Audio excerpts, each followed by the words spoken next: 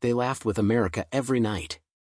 They sat on the most famous couch in television history, smiling for millions. But behind those cameras, 12 of Hollywood's brightest stars were living a nightmare no one saw coming. A gunshot in a hotel room. A body found in the ocean. A marriage that ended in blood. These are not rumors. These are the true, untold endings of the stars who once made us laugh the hardest. Stay till the end, because story number 1 will shock you the most. 1. Truman Capote. He once had the sharpest mind in American literature. Tonight, he could barely stand on his own 2 feet. What happened to this genius in front of millions of viewers is one of the saddest falls in entertainment history. Truman Capote was not just a writer. He was a phenomenon. The man behind In Cold Blood, a book that changed true crime writing forever. When he first appeared on television, his high-pitched voice and razor-sharp wit made him impossible to ignore. He mocked the elite, told scandalous stories about Hollywood's inner circle, and made audiences laugh until their sides hurt. For years, he was the guest everyone wanted to see. Brilliant, unpredictable, and endlessly entertaining. But something began to change. Slowly, appearance by appearance, the sharp writer started to fade. His words became slurred. His eyes lost their fire. The man who once controlled every room he walked into now struggled to finish a single sentence. Audiences still laughed, but the laughter grew uncomfortable. Nobody wanted to say what they were really seeing. Truman was drowning. Alcohol became his escape from crushing creative pressure and deep loneliness. Drugs followed soon after. The same mind that once dissected killers with terrifying precision was now unable to hold a simple conversation. Interviews that used to be electric became painful to watch. He would ramble without direction, sometimes drifting off mid-sentence as if his own thoughts had abandoned him. Those closest to him tried to help, but addiction does not listen to love. On August 25, 1984, Truman Capote died. Not from an accident. Not from violence. He died slowly, the way brilliance sometimes dies when nobody catches it in time. His final words were whispered to a close friend, simple and heartbreaking, about feeling cold and wanting comfort like a child again. The world lost one of its greatest literary minds, not to a single tragic moment, but to years of quiet suffering that played out in plain sight. Truman Capote proved that even the sharpest minds can be destroyed from the inside, one drink, one pill, one lonely night at a time. He was the man everyone trusted. The safest, steadiest presence in a world built on chaos. Nobody ever imagined his own home would become the most dangerous place he could be. Phil Hartman was different from every wild personality in comedy. While others chased chaos, Phil brought calm. He was known as the glue of Saturday Night Live, the performer who could disappear into any character and make it flawless. Directors trusted him. Audiences adored him. He had range nobody else had, playing everything from politicians to cartoon characters with the same quiet confidence. Offstage, Phil talked about his family with a kind of pride rarely seen in Hollywood. He was proud to be a husband and a father. In an industry full of broken marriages and empty smiles, Phil seemed like proof that a good man could still make it out normal. But behind that image was a marriage slowly falling apart. His wife struggled with addiction and deep emotional instability. She felt overshadowed by his success, consumed by jealousy she could not control. Phil, ever patient, tried to hold the family together. He avoided conflict. He stayed quiet. He believed love and patience could fix what was breaking. He never imagined how far things would go. On the night of May 28, 1998, while Phil slept peacefully after a long day of work, his wife walked into their bedroom carrying a gun.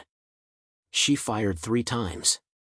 The kindest man in comedy died in his own bed, defenseless, without a single warning. Hours later, she took her own life as well, leaving their 2 young children orphaned overnight. No feud. No public scandal. Just a private tragedy that ended one of the most beloved careers in television history in the most brutal way imaginable. Phil Hartman did not die from fame, addiction, or excess. He died because he trusted the person closest to him. His story remains one of the most haunting reminders that danger does not always come from the outside. Sometimes it waits quietly inside the people we love the most. She was 8 months pregnant, glowing with happiness, spending a peaceful summer night with friends. Within hours, that night would become one of the most horrifying crimes in Hollywood history. Sharon Tate was more than a rising star. She was the symbol of pure beauty in 1960s Hollywood. Soft-spoken, gentle, and stunningly beautiful, she captured hearts the moment she appeared on screen. When she talked about her marriage and her dream of becoming a mother, audiences saw a woman with everything ahead of her. A career on the rise. A loving husband. A baby on the way. Life seemed perfect. On the night of August 9, 1969, Sharon was staying at her home with a small group of close friends. It was meant to be an ordinary, relaxing evening. Nobody could have predicted what was coming. A group of intruders broke into the house, turning a peaceful night into a scene of pure horror. What happened next shocked the entire world. Sharon, fully aware of what was happening, begged for the life of her unborn child, pleading to be allowed to give birth before anything else happened. Her plea was met with no mercy. She was murdered along with her unborn baby, ending a life that had only just begun to bloom. The murder sent shockwaves through Hollywood. Gates that were once left open were suddenly locked. Security systems appeared on properties across the city. The innocence of an entire era vanished overnight. Sharon Tate, forever remembered at just 26 years old, became a haunting symbol of how quickly beauty and happiness can be destroyed by senseless violence. Her story is not just about a tragic death. It is a reminder of the final moments of peace before darkness took over, and a warning that even the most radiant lives can be extinguished in an instant. He spent his entire life making people wonder what was real. So when he said he was dying, almost nobody believed him. That disbelief became the cruelest joke of his life. Andy Kaufman was unlike any performer before him. He never told jokes in the traditional sense. Instead, he manipulated emotions, confusing audiences, testing their patience, then flipping everything upside down. Sometimes he would stand in silence for uncomfortable stretches of time. Other times he transformed into a rude, obnoxious lounge singer character, insulting the very crowd that came to see him. Nobody knew what Andy would do next, and that unpredictability made him impossible to look away from. He blurred the line between performance and reality so completely that people stopped trusting anything he said. It was all part of the act, or so everyone assumed. Andy had built his entire career on making audiences question what was genuine and what was a carefully crafted lie. Then, in 1984, word spread that Andy Kaufman had been diagnosed with terminal lung cancer. Instead of sympathy, the reaction was disbelief and amusement. People assumed it was just another elaborate stunt, a trick designed to shock everyone when he suddenly reappeared alive and laughing. Andy had cried wolf so convincingly for so many years that when the real wolf finally arrived, nobody was prepared to believe him. He was only 35 years old. He had never smoked. He lived a healthy lifestyle. Yet the disease spread rapidly, and he suffered largely alone, isolated by the very reputation that once made him a legend. While he fought for every breath in a hospital bed, much of the world was still waiting for the punchline. On May 16, 1984, Andy Kaufman passed away.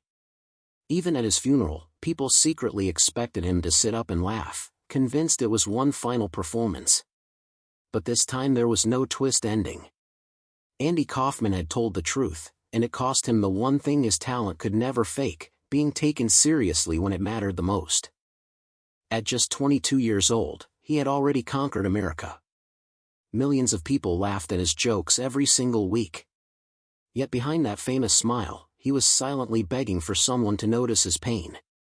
Freddie Prinze rose to fame at an unbelievable speed. With his charming looks, natural charisma, and effortless humor, he became the star of Chico and the Man almost overnight. Audiences could not get enough of him. He had the kind of magnetic presence that made people feel like they already knew him, like he was a friend rather than a celebrity. His career exploded, and Hollywood treated him like the next big thing destined for decades of success. But fame arrived faster than Freddie could handle. Behind the scenes, his marriage was falling apart, and the pressure of maintaining his public image became suffocating. He grew dependent on sedatives just to get through each day. Those closest to him began noticing subtle changes. The spark in his eyes started to fade, replaced by exhaustion and a heavy kind of emptiness that no amount of applause could fix.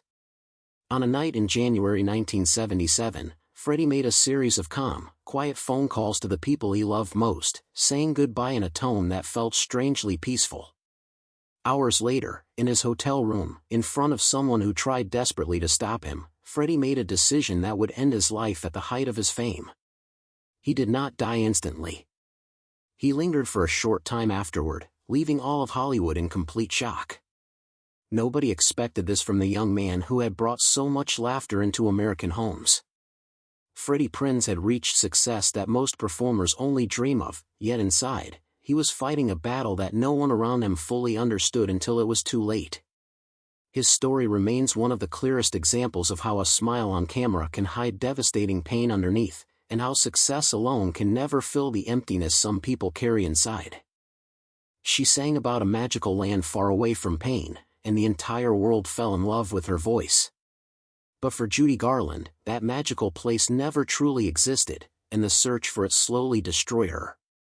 Judy Garland became a star before she even understood what stardom meant. As a child performer at a major studio, she was placed under intense pressure to stay thin, stay energetic, and stay perfect at all times. To keep up with brutal filming schedules, she was given pills to wake her up, and more pills to help her sleep at night. This cycle began when she was still a young girl, long before she had any say in her own life. By the time she appeared on television as an adult, audiences still saw a beloved icon. But underneath the performance was a woman who was utterly exhausted.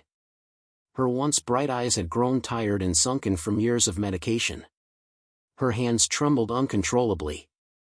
When she sat for interviews, her voice would sometimes crack mid-sentence, and she would quietly ask the people around her if audiences still loved her, revealing a fragile insecurity hidden behind decades of fame.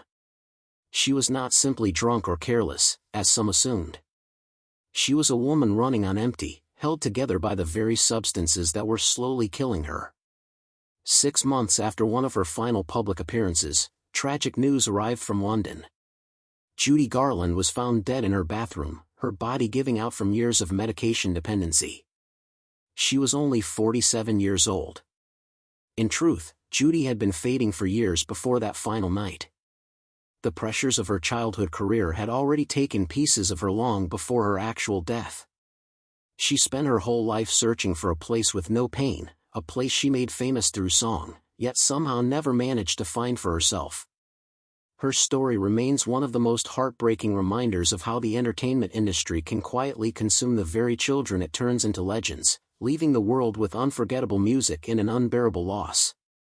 Millions of families welcomed him into their living rooms every week, trusting him completely. What they never saw was the disturbing double life hiding behind his charming smile. Bob Crane built his fame playing a clever, likable military officer on a hit television series. He came across as warm, witty, and completely wholesome, the kind of performer parents felt comfortable letting their children watch. Off-screen, he seemed just as friendly, always ready with a joke and an easygoing charm that made people feel instantly comfortable around him. For years, the public saw him exactly as he wanted to be seen, a perfect, trustworthy family man. But that image was carefully constructed. Behind closed doors, Bob was living an entirely different life, one built on secrecy and obsession. He had developed an addiction to recording his own private encounters, collecting an enormous private archive that revealed a side of him nobody in the public ever suspected.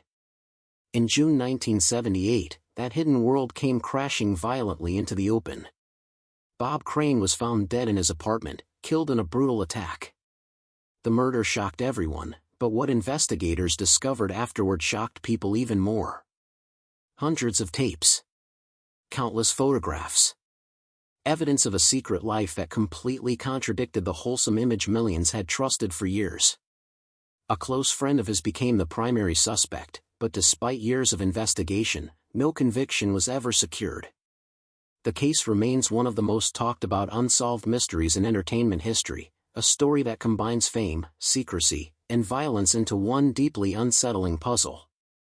Bob Crane's death was not just the loss of a beloved actor. It was the collapse of a carefully built public image, exposing how far the gap can stretch between who someone appears to be on camera and who they truly are behind closed doors. His story remains a chilling reminder that fame can hide secrets far darker than anyone could imagine. She had one of the most beautiful voices in music history. Millions listened to her sing about love and heartbreak, completely unaware that she was quietly disappearing right in front of them. Karen Carpenter was a natural talent from the very beginning. She played drums with incredible skill and sang with a warmth that made her instantly recognizable. Her voice had a rare quality, smooth and deeply emotional, capable of turning a simple song into something unforgettable. Audiences did not just admire her talent. They connected with her sincerity, something rare in the music industry.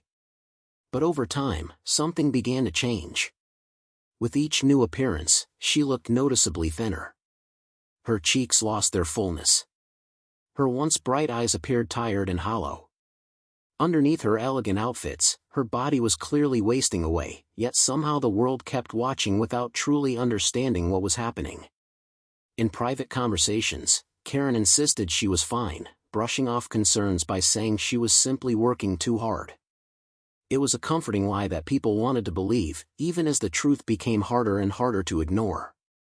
She was silently battling an eating disorder, a condition still poorly understood at the time, one that was slowly consuming her from the inside out.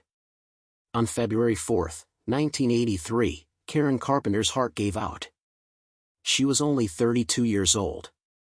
Years of extreme self-control over her body had left her physically devastated, and by the time anyone fully grasped the severity of her condition, it was already too late. Karen did not die from an accident or an act of violence. She died from an unbearable pressure to appear perfect, a battle that played out slowly and painfully in front of millions of people who had no idea how to help her. Her story remains one of the earliest and most tragic examples of how the pursuit of perfection can quietly become fatal, hidden in plain sight behind a golden voice and a warm smile. She was just 20 years old, standing at the edge of stardom, full of hope for the future. The person she trusted most in the world was the one who ended everything. Dorothy Stratton's rise to fame felt like a dream come true. Discovered as a teenager, she quickly became one of the most recognized faces in the country, earning the title of Playmate of the Year.